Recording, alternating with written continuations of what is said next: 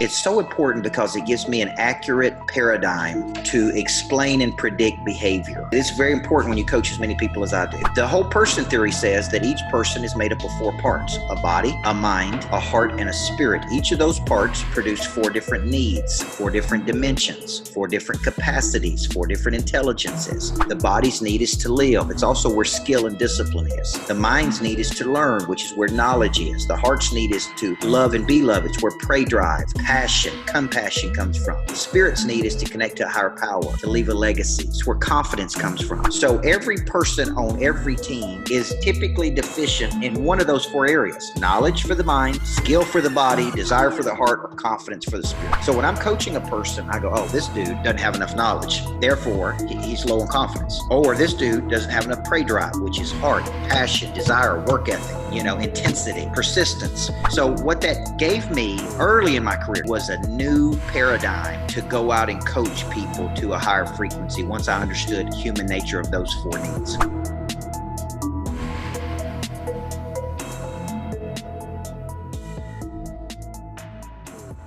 Good evening, ladies and gentlemen, and welcome to the Awesome Wholesaler Experience podcast, where we look into the many facets of the job, the career, and the lifestyle of investment and insurance product wholesaling. I'm your host, the creator of the Awesome Wholesaler Experience, and yours truly, Awesome Mike. Hey, everyone. Welcome to the show today. Thanks for tuning in. And I have yet another very special guest. Of course, they all are, but this guy really has put together quite a body of work. I'm very proud to say that I do know him, and I am looking forward to sharing some of the super coach with you. So let me kind of give him a little intro. I do call him the super coach, but I'm not the first one.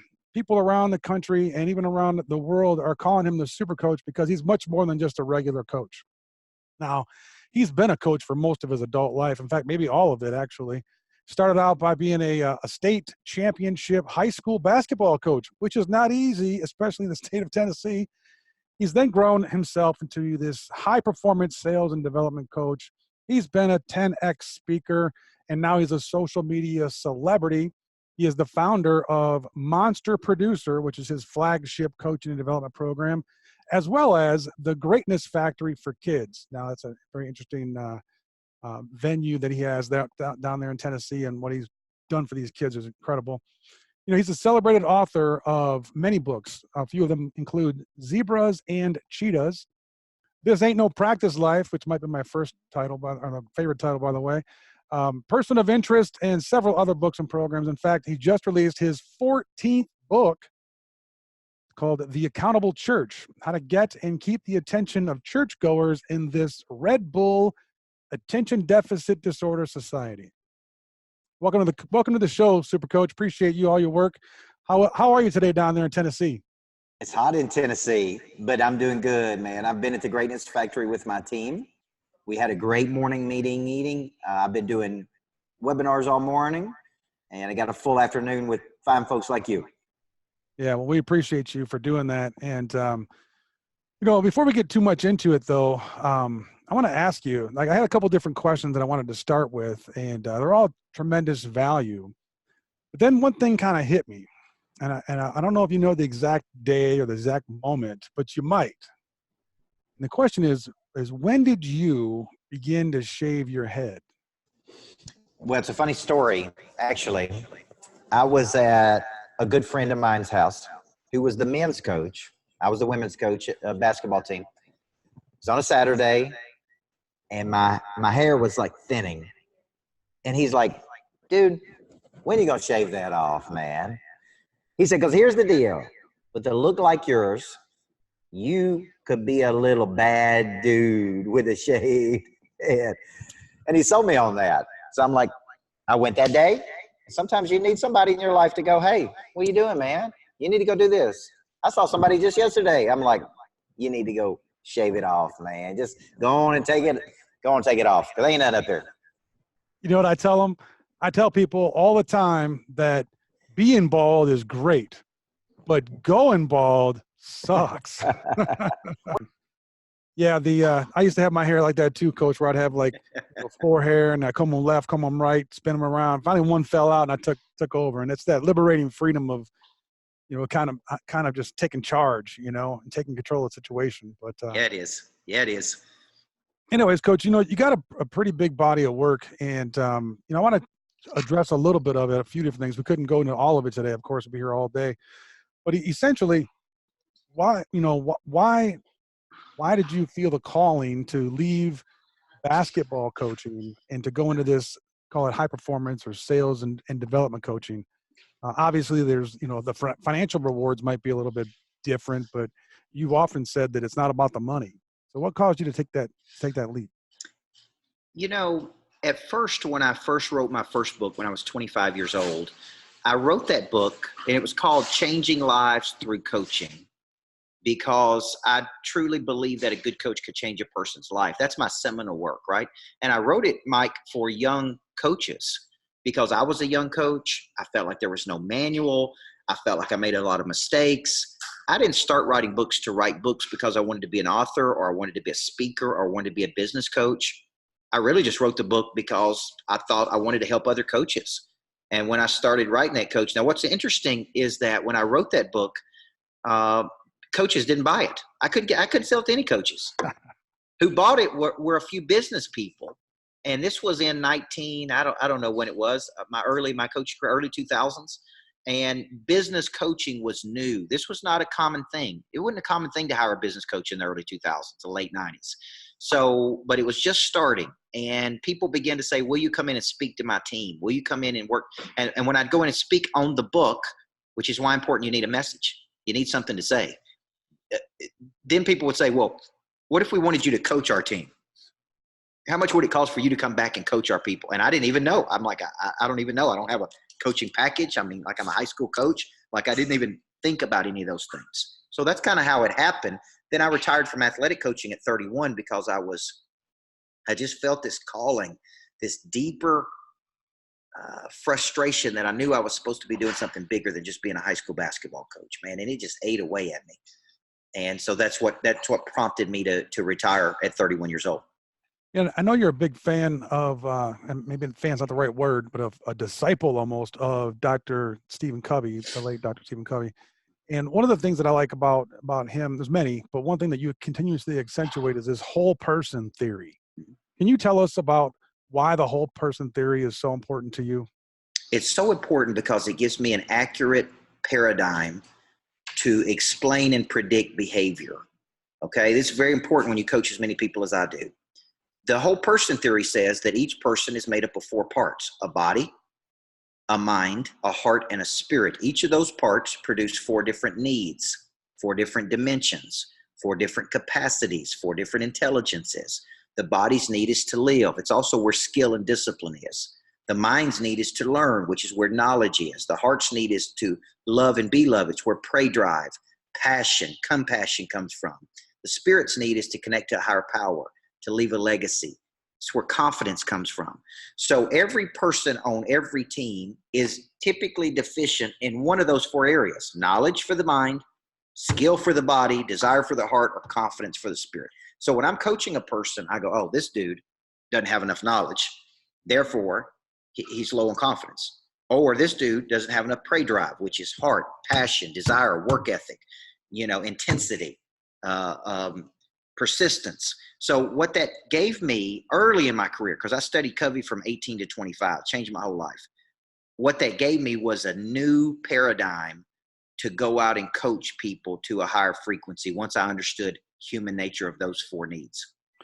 Yeah, that's very interesting, because what also is being used, I guess, or taught, is that the whole person theory is that, you have to be healthy physically. You have to be good at the office. You have to be a good person at home. You have to be in good relationships with your coworkers, as well as with your family and with your neighbors and all of that too. Is that a different layer or different angle looking through the same window?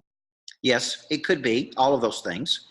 I use the word intentional congruence, where all parts of your life feed all parts of your life. But yes, it could be true that you're working on the body physically, you're working on the mind mentally, you're working on the heart emotionally, you're working on the spirit spiritually, and you are working all 4 parts of your nature. Now, why is that important in the workplace to the people that you're talking to? Listen, if a person has a broken heart or a crushed spirit, they disengage, man. I don't care who they are. I don't care how talented they are or how skilled they are. If they lose heart or lose passion, if they lose spirit or have a broken spirit and they're low on confidence, they will not produce any sales. So you have to understand the whole person. Too many sales trainers coach on skill. Skill is only one part of the 4 parts of a person's nature. It's not the whole part. It's one part. So I, because of my background and who I studied, have a different pedigree than most of the sales trainers that are out there. I'm coaching the whole person, the body, the mind, the heart, and the spirit of people. And that's typically why I can get more buy-in, build a higher competitive intelligence, help them produce at a higher frequency. Yeah, that's such a key component to your work. And I think it really sets call it the folks that want a good relationship or want a successful salesperson, but they don't even know that they don't know this concept, this whole person theory. In fact, what do you say to the guy that's a manager, that's a leader, or even the salesperson themselves that says, you know what, I don't have time for all that fuzzy, soft stuff. You don't need to know about my relationships. You don't need to know about my health. I'll take care of me. I'm a closer. I sell. That's what I do. Best thing you can do is get out of my way. I would say that person could sell more. What would it be like if we helped you sell more than what you're currently doing? Like if we really tapped into whole parts of your nature, you were bought in with all 4 parts, then what's the potential? But some people, this is the biggest complacency in the world, is people that start making money. When you study motivation theories, all motivation theories, there's 20 or 30 out there that say the same thing. When we have a physiological or biological need, we move toward that need. But what happens when that need is met? What happens is a complacent state or a static state happens. So there's a lot of people out there that are making good money, that live in a nice house, the kids go to good schools, they drive a nice little Toyota Corolla or whatever they're driving, and they're completely satisfied with where they are. Now, how can a good coach activate the prey drive in that person? Absolutely. Because a good coach knows how to push buttons to get a person to a higher frequency. That's what I would tell you about those people that say, oh, you don't need to know about this. The soft stuff is the hard stuff, Mike. The soft stuff is the hard stuff. Man, yeah. Well said. Now, you brought it up. I was going to go to it later, but I already fast forwarded in my notes this concept of prey drive. Mm-hmm. And that's PREY drive, not AY drive. But you quoted it as the instinctive inclination for a carnivore to find, pursue, and capture prey. Can you tell us where you came up with that? I was coached by an obscure, I don't even know if he's a technical psychologist, but he was in the Vietnam War, a guy named Bob Samira. And he was in the war dog division of the military, which meant he went ahead of everybody else with a dog, a well-trained dog, to find booby traps, bombs, anything that would prohibit them from moving forward. And he told us as a class, as a group, came to Tennessee, coached people, that those dogs had prey drive. And he believed that humans had prey drive, which is an instinctual inclination to find, capture, and bring something home. And a dog, find, capture, kill it.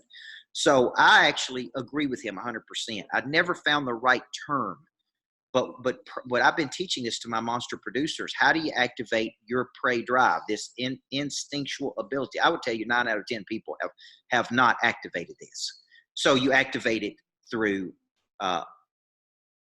fear of loss. You activate it through competition. You activate it through inspiration from others. You activate it by attention between where you are versus where you want to be. You activate it. There's a number of ways to activate prey drive. It's different for different people. Like my prey drive is not activated by being number one.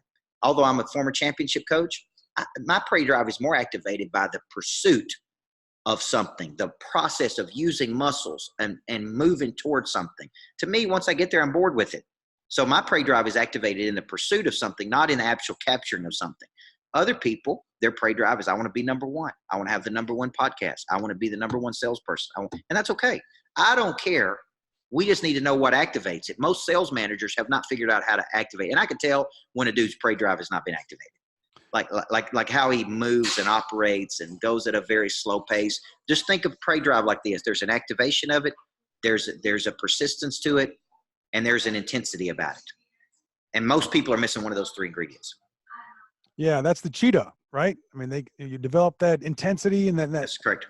That fastest animal that gets a 60+% closing ratio. Yes. Yes. That's a monster for sure. You know, you mentioned another one though, was embarrassment and shame. And I think a lot of people have different emotions, I call them. Love, pride, fear, greed, and guilt are the biggest ones that I like to talk and teach about. Mhm. And, you know, to activate that is a really special thing, but it's only a first part of the equation. Then you have to develop persistence. And how do you say it? You like to say it's a long obedience in the Same direction. in the same direction. And you mentioned making a commitment without having all the facts. Mm-hmm.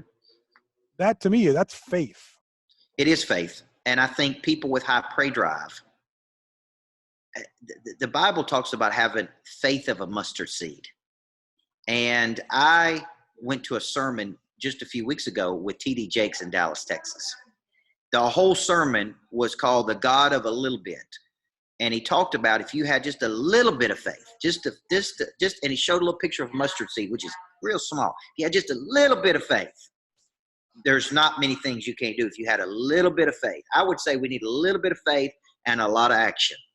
We need a little bit of faith and a lot of action. So to me, this prey drive concept is big because I got to figure out how to activate it in people.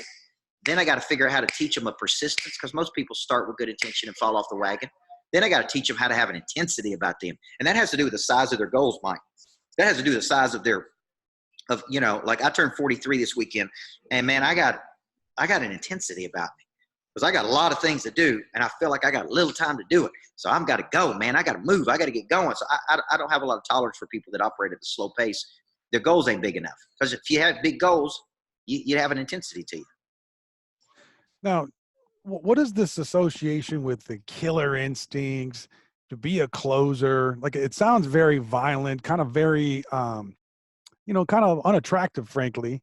And is there another way you can do it? Could you be a sheepdog and be the quiet one, but when it comes down to it, you can protect against the wolf because you're smart? Yeah, and you're strong? I think that's a fair analogy. I think my method is based on my personality style is offense.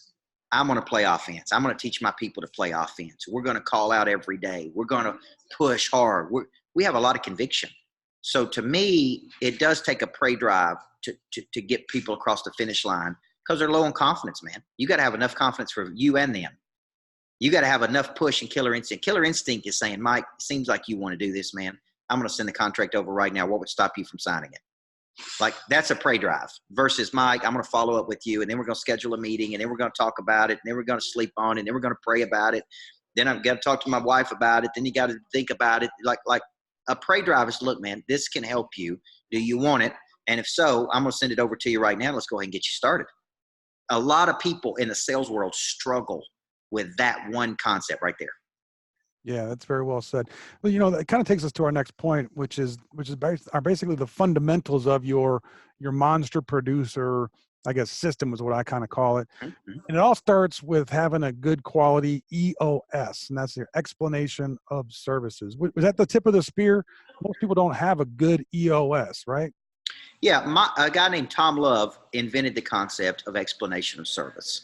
And what he was selling insurance, and he quickly figured out, man, it's very hard to go out and just sell insurance without a framework.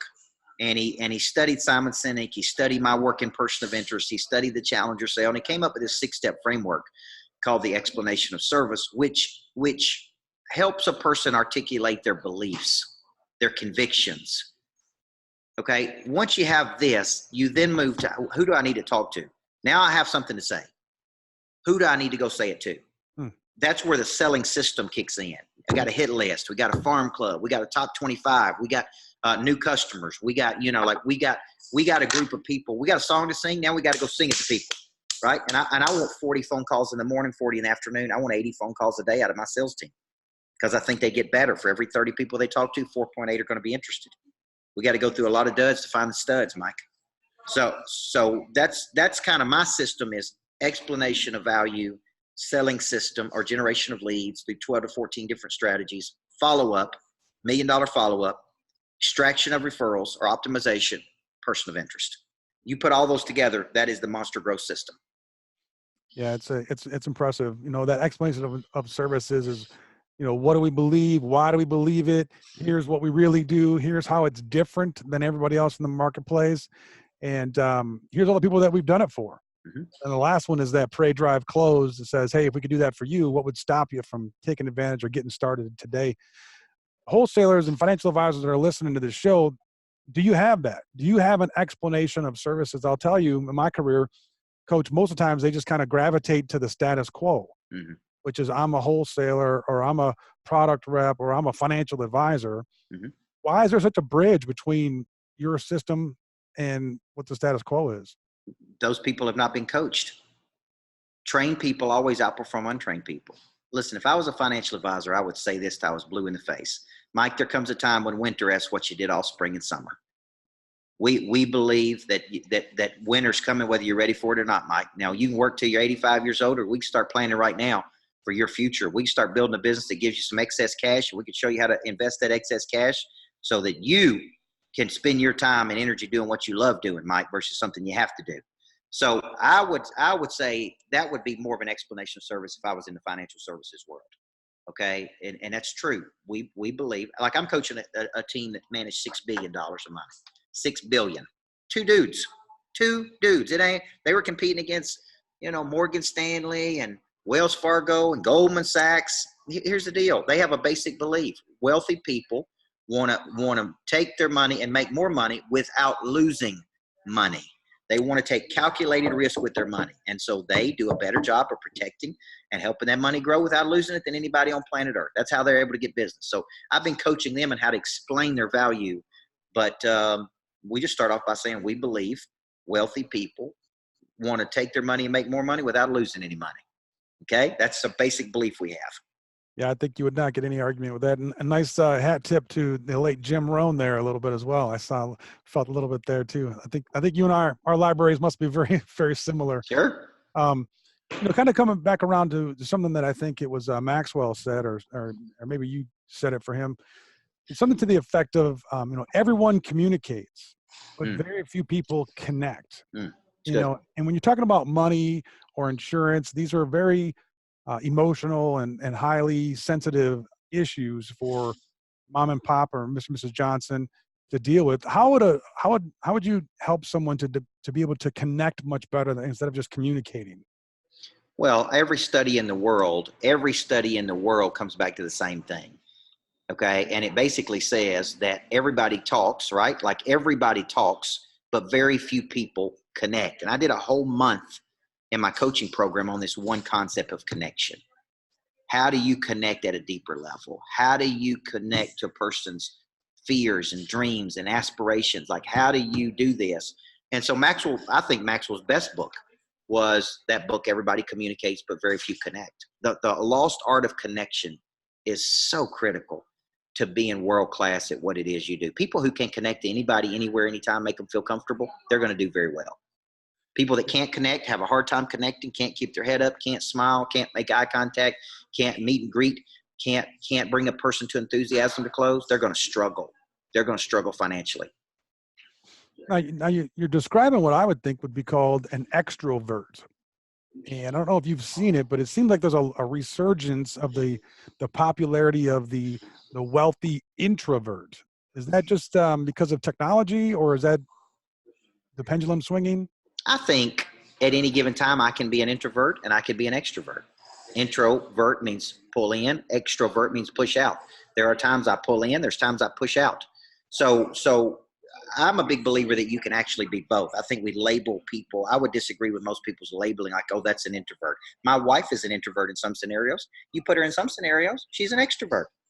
Sometimes she don't want to talk to people. Sometimes she wants to be the life of the party. So my point is, I don't agree that, oh, I'm an introvert, so I'm shy and I'm introverted. Listen, even Zuckerberg may be an introvert, but let me tell you something. He's got to talk to people. He's got to sell his ideas. He's got to communicate with his team. At some point, he's got to extrovert, man, if he's going to be good, in my opinion. Now, you can be successful as an introvert. I'm not saying that, but I think there's times even introverts push out. Yeah, and if a tree falls in the woods but nobody hears it, did it happen? Did it really fall? And if you're an introvert and nobody knows the gift that you have or the talent that you have, it's almost like it doesn't matter that you even have it. With that, you mentioned something that I read recently. It said that work is your distribution channel. for your talent. Work is your distribution channel for your talent. And then you ask the question, is the world rewarding you for your talent with love, money, reputation, et cetera? Are you growing? So does that mean that you don't have to necessarily find your passion and do what you love, but your work, whatever you're doing for work, can actually be the distribution for your talent? I believe, there's two things I believe on this question. I believe work can be and should be the distribution of one's talents. I believe talents are God-given, not man-given. Work can be a place you disseminate those talents to the world. And when you distribute those talents to the world, like an artist or entertainer, then the world rewards you in the form of love, recognition, affirmation, referrals, also in money. Okay. So I do believe if you saw work as the distribution channel for your talents, you don't need a lot of external motivation. Now, I'm going to write a book, Mike, called Screw Your Why. And let me tell you why I'm going to write that book. The book is about how to activate your prey drive, even when you don't know your purpose. Now, I get that Simon Sinek wrote a book called Start With Why, Find Your Why. I read the books. I appreciate it. I think Simon Sinek is a genius. Now, what I fundamentally disagree with is I have coached thousands of people. And I would tell you that some of the top people I coach have no idea what their why is or what their purpose is. What if I told you that the activation of prey drive through usage of a muscle, maybe your why finds you in pursuit of something, of doing, not in waiting on something to happen, like you find it through doing. Okay. I didn't go, I want to be a basketball coach. Then I want to be a successful author and a successful speaker. I found it by doing it. Then I said, this is what I'm supposed to be doing. Because I might have done this and this. And I said, this ain't what I'm supposed to be doing. Right. So I'm a big believer that you don't need to find your why to activate the prey drive to go do something big. I would tell you the top 5 people I'm coaching right now that are making millions of dollars personally, if you ask them what their why is, they couldn't even tell you. They would just say, awesome, Mike. I'm just awesome. And I don't even know why. I don't know if it's something my mama put me in me, something you put in me, but you can't take out of me. I don't know. It's just in there.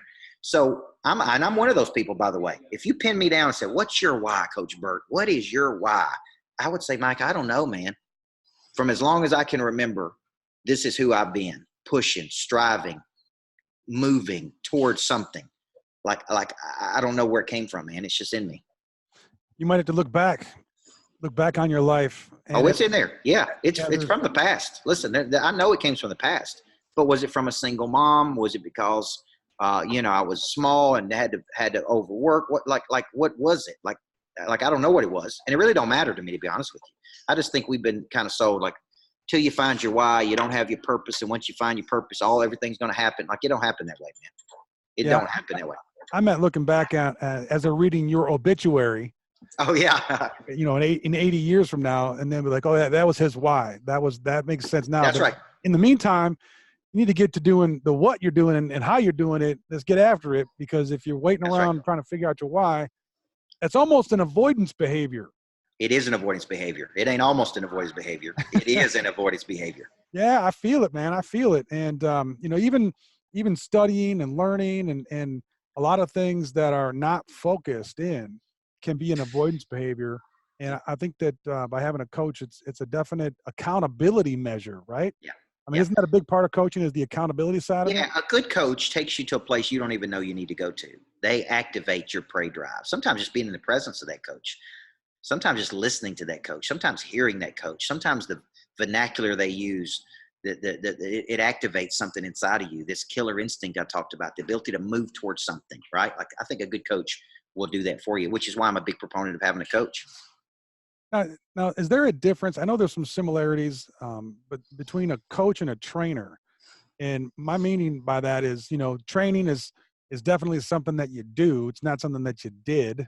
One of my favorite quotes by you is training is something you do. But the trainer can be very technical. Isn't the coach more inspirational and momentum? Well, I think training, the quote is, training is not something you did, it's something you do. Like when I first started speaking for a company called Skill Path, I was doing 60 events a year.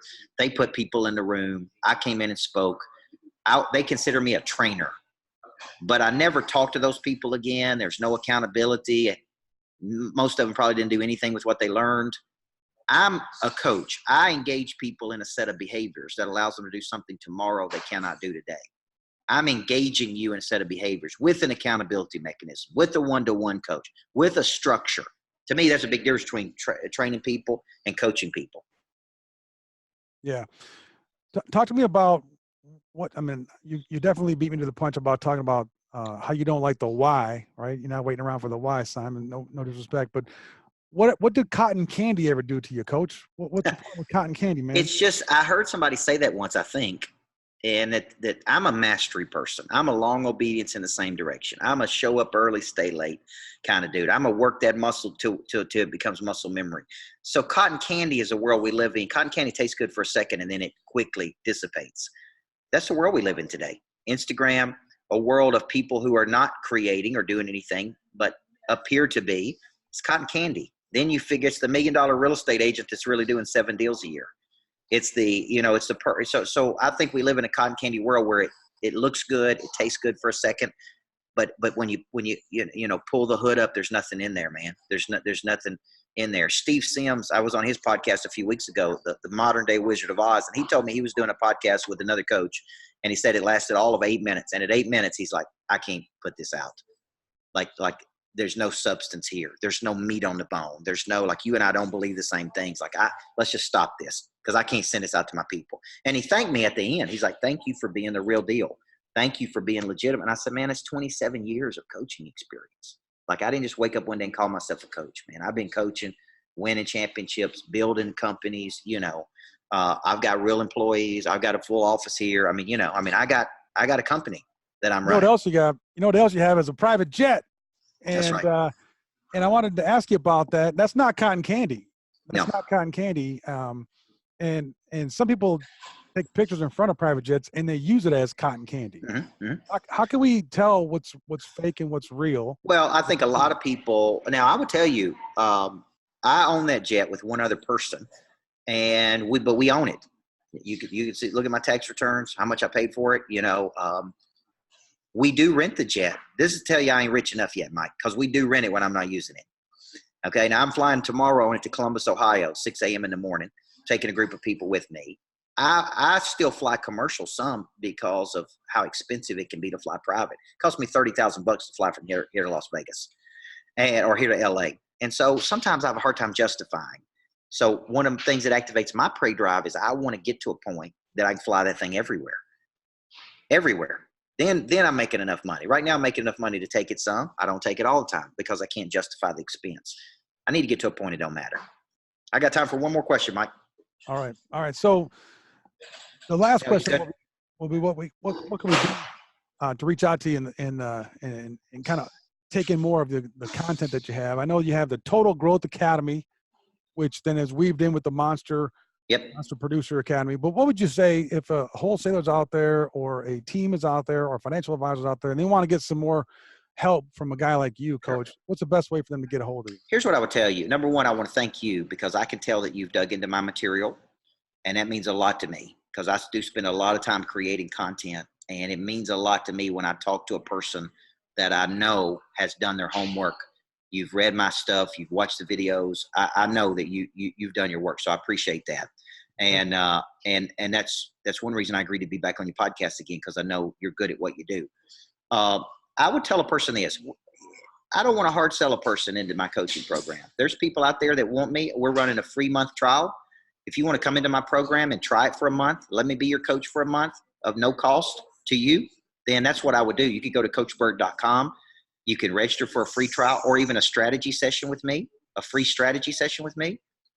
I coach everybody in our coaching program. I do. I have a one-to-one coach that helps you one-to-one, but for the most part, you're going to get coached by me. Okay. So if you're interested in that program's Monster Producer, you can go to my site, CoachBurt.com, and by all means, follow me on Instagram at Micheal Burt. Follow me on Facebook at Coach Micheal Burt. I got it. I got a message I want to share with the world, Mike, and I need your help. I need everybody's help on trying to get it out there, man, that everybody needs a good, qualified coach in their life. Yeah, we can feel it, we can see it, and now we can hear it too. Maybe one more question for you, if I can. If you could pick up the phone, and on the other end of the phone was 22-year-old Coach Burt. Yep. It was just Micheal Burt at that time. Yep. You only had a couple minutes. What advice would you give to your younger self? I would tell myself, be an ambassador of other people. Don't be so focused on achieving an end result that you do it so at the collateral expense of a lot of relationship, because I did that from 20 to 30, and get a business coach early in life. Listen, Mike, I'm just a little single digit millionaire, but if I would have had a good coach from 20 to 30 coaching me on business, man, I'd already be at double digits. So I would tell myself, that's one big regret I have, is I didn't have a business coach from 20 to 30. I was coaching basketball, but I didn't have a business coach. That's well said. Hey, thanks again for coming on the show, Coach. Definitely appreciate you and all the work that you've done. I can say thank you on behalf of the millions of people that you've affected positively. Thank you, man. And say thank you for that. Definitely appreciate you and wish you much fortune both now and in the future. And as we say on the Awesome Wholesaler Experience podcast, it's about the journey, Coach, and we do wish you well on yours. I look forward to seeing you again soon. Everyone, a huge thank you for tuning in today. If you haven't already done so, hit that subscribe button, and you can even join the notification squad so that you know every time and you'll never miss another episode. Thanks again for being on this show, Coach. Thanks for tuning in, and thanks for being awesome. Good night, everybody.